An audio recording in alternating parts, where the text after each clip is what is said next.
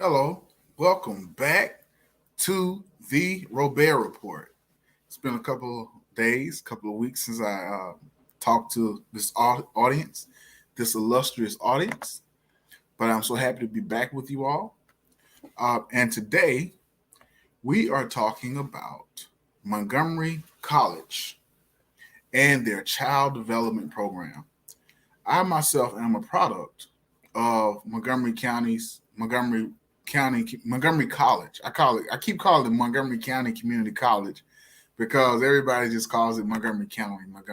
So I keep adding in that part about Montgomery County Community College, but it's really Montgomery College. They have multiple locations here in the county of Montgomery County, Maryland, and I had an excellent time taking part in some of their programs.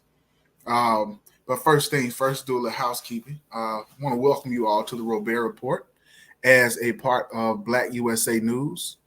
We are broadcasting live here on YouTube and Facebook on Black USA News. We're also hosting live on the Dunning Glover channel on Facebook, as well as the newly created the Robaer Report here on YouTube. So, with that being said, today is August 15th, 2022, and you're here at 8 o'clock, of course, here with Robaer, the host of the Robaer Report.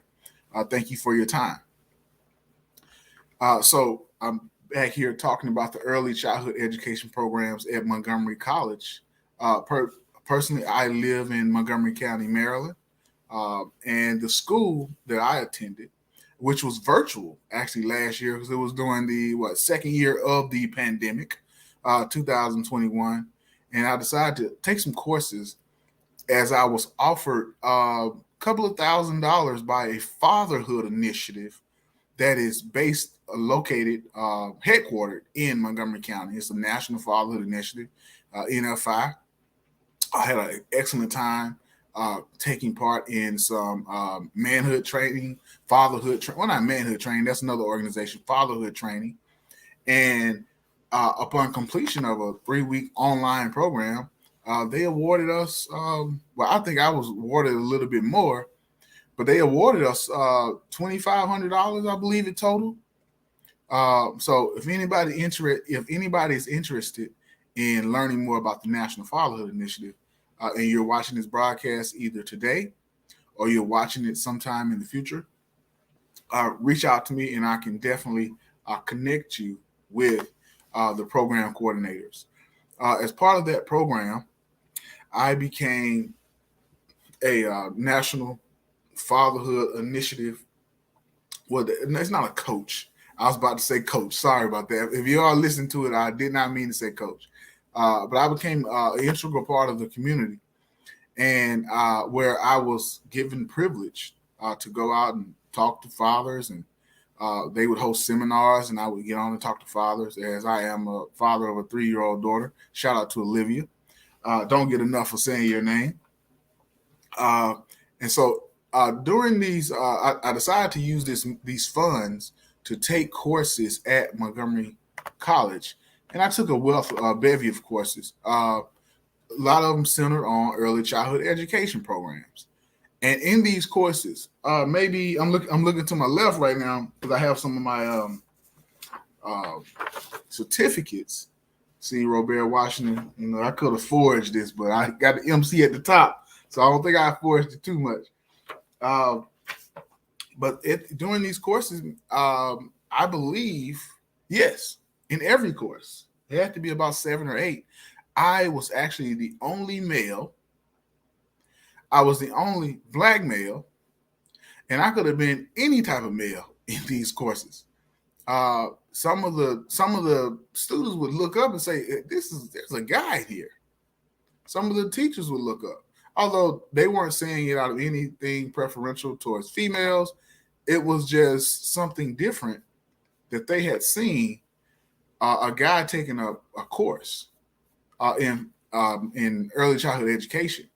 And after taking this course, I found out that uh, in that field, particularly during the height of the pandemic. Uh, and for those, shout out to those who have recovered from the effects of the pandemic physically in this particular instance, and for those who have succumbed to the virus due to however it took took some people's lives. Just to be frank about it, want to send my condolences to those families. I have uh, had family members to catch the virus. One or so has passed away, and I think about that often as we're in this world. So, just want to discuss that real quick. But at Montgomery College, I'll just show this. This is one of the certificates that I was able to accomplish. I believe this was like a 1-day course using books to support pre-literacy skills and language development. You know, was in this course. It was about 3 hours long. This one was, I believe, was actually over Zoom. They sent us a couple of books, about 3 or 4 books in the mail after completing this course, as we were certified to talk about using books to support pre-literacy skills. I always knew that was important. My family members would read to me as a kid, spurred me along so much that at about the age of 8 or 9, I was I'm from Mississippi, of course. For those who didn't know, I was walking to the library, coming back home, and with 15, 20 books, dragging them down the street in my hand, dropping books. And I had me a library card. I was so excited that I had a library card and I could actually do stuff. And I learned at a very early age to read. So there was no limit to the amount of books that I can get from the library. And even to this day, when I go to the library, I'm lost. I'm lost in my own thoughts, and that I can get as many books as I won't say as many books as I like, but they allow you to pick up a certain amount of books as deemed appropriate by the library authorities. 15, 20 books. That's a pretty good number of books to be walking down the street with as a child. But I enjoyed myself and reading, getting lost in my thoughts as a child. And that spurred me along as an adult. As I'm looking to the side, so I'm not paying attention to my audience, I'm looking at these certificates. So I definitely enjoyed going to the library as a child, and I thought that class was important because it is vital to read to your children. And if you have a structured program, structured paradigm behind you that can show you how to read to your children and what age and stages of learning and growth and development where they are, where their minds can expand and grow to be the best that their minds can be over the course of time. That's an awesome class. So thank you to Montgomery College. Another one is health and safety training. In this course, we were taught how to, that was medication administration. Health and safety training, we were taught how to keep our child healthy. We were taught to be prepared when with safety initiatives. One of those I believe in this course was CPR first aid training. I myself have received my CPR first aid training certificate. Shout out to Coach Daryl Fogan, who's been my good friend since I was 18 years old. Newly introduced to adulthood here in Washington, D.C. I'm in the Washington, D.C. area now, but when I first got to Washington, D.C., he was actually one of my first professors at Howard University in a swimming class. Who knew that one of my great mentors would come out of a swimming class? But it actually, I knew how to swim before I met him, and he taught me how to swim even more. But that's another conversation. He taught me CPR first aid, and so during the health and safety training, they touched on that a lot. Keeping your child safe when there's an issue going on with their health. One is if their child is choking, there's no breathing. You need to be able to kick that skill into gear as quickly as possible. Another course is medication administration training. Montgomery College at the top. So I'm not a doctor.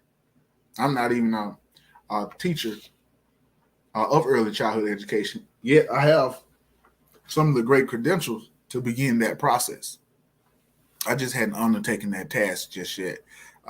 It's not a very hard task. It's not too long of a task, but I just hadn't undertaken it. Uh, and I think about it sometimes as I'm driving around Maryland, Washington D.C., Northern Virginia, as I'm just perusing the area, going taking care of tasks, and I see these child development schools, um, and I come to find out that a lot of them are understaffed right now, and the pandemic uh, was very had real dire effects on some of these programs, these schools, and parents weren't allowing their children to go because of obvious reasons. Um, but some of them, a lot of them survived. But then there became the issue of staffing, and staffing became an issue because of funds to pay these people, these staff members. And while it is said that the price of early childhood education or taking your child to daycare or one of these child care centers, the price of attendance for your child has increased. This doesn't necessarily relate to an increase in the pay for the staff or the teachers who are actually training these students. So there's a lot of schools that do not have qualified teachers to or qualified staff to be working in these schools, and particularly they don't have enough money to pay the staff, which is kind of a sad situation because we're in the United States of America. One of the conversations is that teachers should be paid more. I'm 37 years old, and I've heard this conversation my entire life. Yet teachers barely get paid more as they quote unquote should in this society, in particular with early childhood education. So, if you're in early childhood education, shout out to you for taking over the reins and taking care of our children in these child development centers across the DMV in particular, but across the nation. Um, Another one is emergency preparedness training. This one was fun because we were able to develop an emergency preparedness program for our children, and it's really uh, for schools or early childhood education centers to have on deck if something is to take place in their program, so that parents, school officials, children, and the teachers in the classroom will know what measures or what protocols to put in place if there's an issue that requires that emergency evacuation take place. And so we had a written plan and everything. And it was a powerful course to take. I believe that course was 2 days, but it was a powerful course, and I really respect the professor in that program because she did put a lot of thought and energy into making sure that we understood how important it was to be prepared in an emergency, which you would think that most of us already know, but it's good to just have in this society, have a certificate behind you, have some documentation to show when if there's an issue, say, hey, this was my plan. And so the appropriate authorities will have access to some documents that you weren't just operating by your seat of your pants when it came to emergency preparedness with these children. The next one is multiculturalism in ECE, or early childhood education settings. Multiculturalism in early childhood education settings. This was important because I live in a county where there's a large Latino population, a large African diaspora population, a large white population, a large Black African American population, and there's a milieu in these schools, a mixture of students that are in these classes speaking various languages, come from different backgrounds, different food that they eat at home, different dialects, different skin tones, different hair textures, different religious statuses, different belief systems. And our professors wanted us to understand that in these environments that these children are coming from, they're all settling into an environment in the schools where it is best that the teachers are familiar with what's taking place in, on a broad level in the homes, so that they can teach, be more prepared to teach the youth in these courses, in their schools, so that nobody will feel, so that no one can say that my child was left out or my child didn't get appropriate training in your specific class, to said teacher, to whatever teacher that is. Another one that I have is building partnerships with families. Great course. In building partnerships with families. The professor, she wanted us to understand that it does, and this is a cliche, but it takes a village to raise a child. And so the teacher and the school administration needed to be understanding of familiar needs with regard to the child. And it also held the family parents responsible to understanding of the needs of the teachers and the school administrators in which they're sending their children to those schools. And so we got a chance to understand some practices, some exercises from our perspective, mainly as teachers. And I'm not a teacher, but we were learning from the teacher's perspective. But as a parent, I was looking at it from both sides. All right, how do I look at it from a teacher looking towards a parent? How do I look at it from a parent's perspective looking at the teacher? And this was a pretty good exercise in this course, because it taught us that it's going to take there's a term called panacea, looking at the whole child. Panacea I learned this term, social panacea, in another school that I used to work with years ago. But we're looking at the whole child development, and needing the family, their community, and the schools to raise up the child. So that was important for that course. One of the last certificates I can find, because I believe I got more certificates around here, but I can only find these few. Communication skills for child care professionals. And this was important because, as I mentioned earlier, that there are multiple people come from different backgrounds specifically in the county where I live. A lot of Central America, a lot of let us say Latin American diaspora, a lot of African diaspora, people who in this county, a lot of whites and blacks who are natives to America, and they converge on this classroom, and the kids, they need to understand what's going on. 1 second. And the kids need to understand what's going on. And so if the children are to learn what's going on, they need to be communicated to appropriately. So the child care administrator or the child care professional needs to know how to communicate with these children, needs to know how to communicate with the parent. So that was one of the highlights of that course, was just teaching parents, they are parents, a lot of them are parents, but teaching my classmates in those instances how to talk to the children and their parents with regard to educating that child. I have just gone over right now, about 7 of the certificates that I hold from that program. And right now, I want to share my screen and show you the early childhood education program at Montgomery College. So here we're on this site.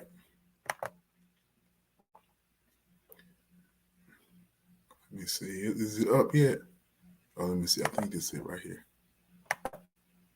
Oh, no, we're not. We're not sharing just yet. Here we go. It's gonna come up. Oh, here we go. Add the stream. early childhood education programs. Let me see. Do I want to make it full screen? Yeah, I'll keep myself in here. All right. So, early childhood education programs. Further your career with an early childhood certificate or degree. So here they actually have certificates and degrees, and with appropriate training, they have multiple tracks. You can achieve your your child development associate, your CDA requirement.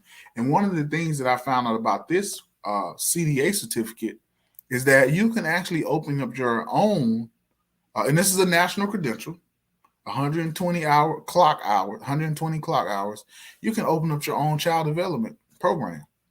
And I thought that was pretty spectacular that with just a few hours, a person could go from, some people have these daycares in their home and they're not licensed or certified. And that can become a major issue if litigation needs to take place because they didn't have a certification. They're just somebody who's taking care of somebody's child. And if an incident happens, I have a friend where an incident happened like that, but I believe the organization was certified, but there's still an incident took place. And if it wasn't for their license, even though the situation was dire, if it wasn't for their license, that would be another strike that would be on the organization or on the early childhood education program. But since they have their license, which they, I assume, they have their child development associate credential, they're okay from that perspective. They have non-credit programs, as we see right here, through the Workforce Development and Continuing Education Division. That's where I was able to pick up my courses. They were non-credit programs. You can also achieve associate degree in early childhood education. So some people may want to go into a teaching track, but they may need to, they may feel, or there may be a requirement that they go to go through an associate's program. Well, Montgomery College offers that associate's program for people who are interested in early childhood education. And then there's the early childhood education certificate, 1-year certificate, very vital. Again, I mean, it's a little bit less strenuous it's more strenuous than the non-credit programs right here, but it's less strenuous than the associate's degree in early childhood education. The coordinator for this program is Dr. Sonia, I hope I'm pronouncing this right, Pruneda Hernandez. If anybody needs to reach out to Dr. Pruneda Hernandez, her number is 240-762-0154. Now, Dr. Sonia Pruneda Hernandez and I have not talked. I don't know if I remember this person. I remember a couple of other teachers, but not this one in particular. But I want to give her information out just in case anyone watching this program, this broadcast of the Robaer Report, and they are interested in learning more about early childhood education programs in the state of Maryland. Right now, school is about to start. I'm sure that Montgomery College is still accepting students. I received an email a few days ago about this program. So I'm sure that they are still accepting applicants, possibly by way of scholarship as well. So that with the goal being, which I love this picture in the background, with the goal being that you, as a teacher, as a practitioner of early childhood education, you're able to hold the attention of the youth just like this, so that they can learn, grow, and prosper, and be assets to our community here in Montgomery County and to the global world. Once again, that will end the broadcast for today. My name is Robaer. This is the Robaer Report. I am the host of the show today. Let me stop sharing my screen. I am the host of the show today on August 15th. Please tune in next Monday, same time, 8 o'clock, on the Robaer Report YouTube channel, Black USA News YouTube channel, Donnie Glover YouTube channel, and Black USA News Facebook channel. Once again, have a good day. Signing off and enjoy the rest of your week. Take care.